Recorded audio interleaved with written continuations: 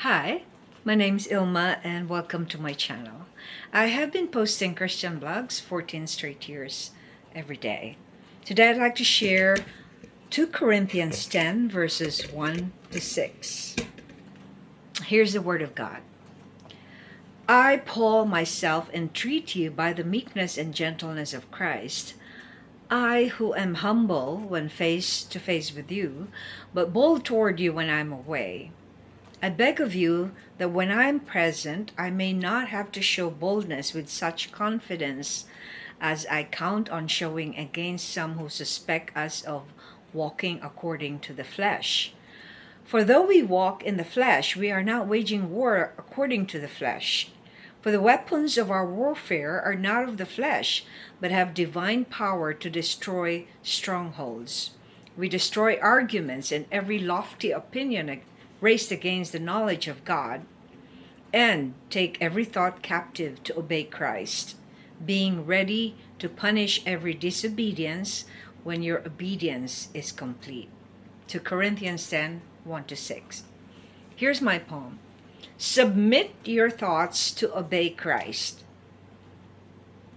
A child of God recognizes that he is made in God's likeness.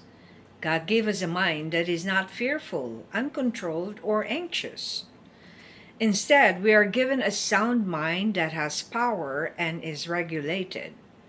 It does not listen to lies or succumb to anything that rebels against God. God's child submits his thoughts into the obedience of Christ. He does not rely on his own understanding that is so limited. He does not claim any credit for what only God is able to do.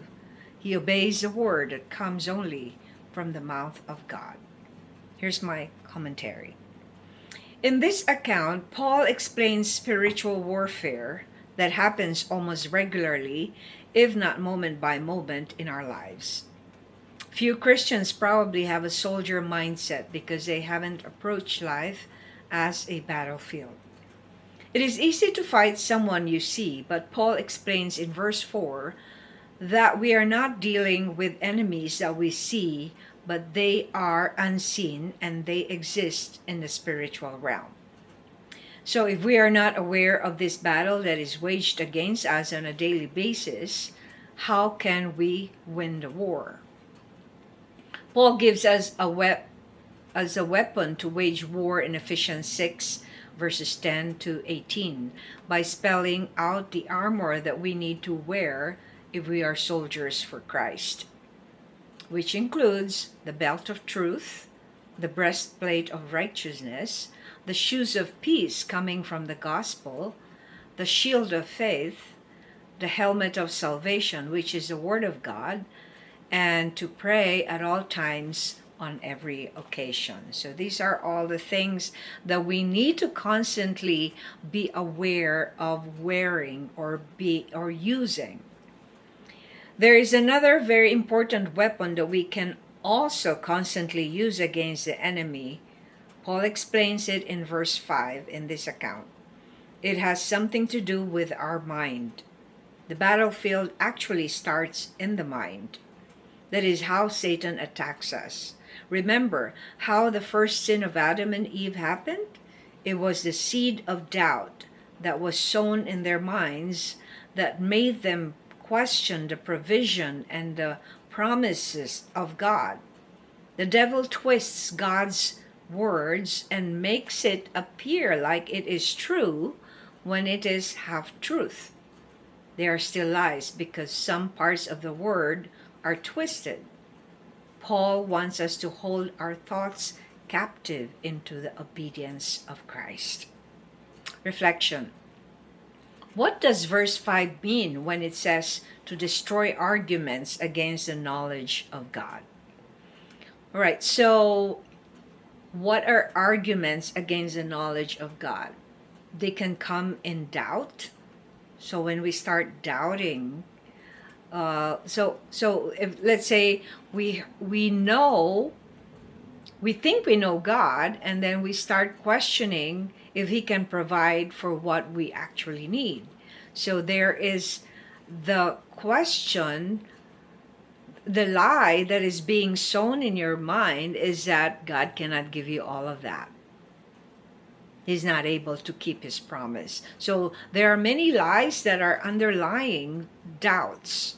So when you doubt the word of God, that means that you are believing an accusation that is being given to you by the enemy. And you need to destroy that. You need to destroy that argument. That is an argument against the word of God. That is an argument against the truth. So when you hear, because we have so many thoughts that comes in our mind. I can't remember when I was listening to one video and it's explaining, I think it's over 80,000 words per minute. I can't remember, but that is how much words that comes into our mind each time while we're alive, right? So in other words, if all these 80,000 words are contradicting the truth, then that is called a stronghold. That means there is a fortress that we're putting so that the word of God cannot be implanted in our hearts. And James talks about this in the book of James, where the word of God is something that we need to plant in our souls so that we can be able to be that we will not be deceived, that we will be able to see all these things that the enemy is doing against our spirit. So that's what it means to destroy arguments. And when we talk about strongholds, what are strongholds? They are lies. They are lies that go against what God says in his word. They are lies that comes from the world system. They are lies that they seem to look like true, but they are not. They are lies. So it's important for us to, every time we hear a lie, we don't listen to it. We destroy it. That's what he says. We destroy arguments.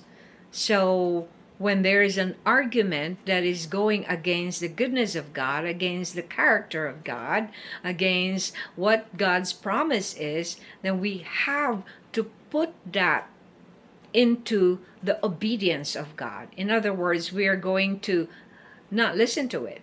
In other words, we're going to contradict what that lie is and then replace it with truth. That is what it means to destroy all the arguments and lofty opinions and mind. What is it like? You're trying to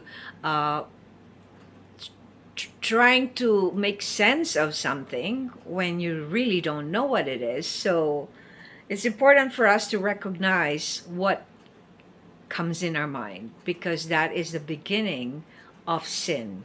It all starts in the mind, and then we begin to doubt, and then we begin to plot against what is good, against what is right, and then we become to do evil, and then we sin. So I encourage you to submit your thoughts to obey Christ, because if you are not able to recognize what thoughts come into you on a regular basis, then you're almost always being accused. You hear words that are not really there, but that's coming from the evil one, and then you will start to believe those lies, and you will start to doubt people, doubt yourself, doubt God. So if you don't bring into submission your thoughts to Christ, that's what's going to happen in your life. You will be anxious, you will have chaos in your mind, you will not be able to do anything, because you will believe all the lies that the devil tells you. Thanks for watching. I hope you check my website at ILMA'S.com for artworks, photographs, and a copy of this blog. Please subscribe to my channel on YouTube if you haven't already, because I have done over 4,000 videos over the years I've been doing this daily. Just type on YouTube or Google search ILMA'S Palm Devotional. Have a wonderful day.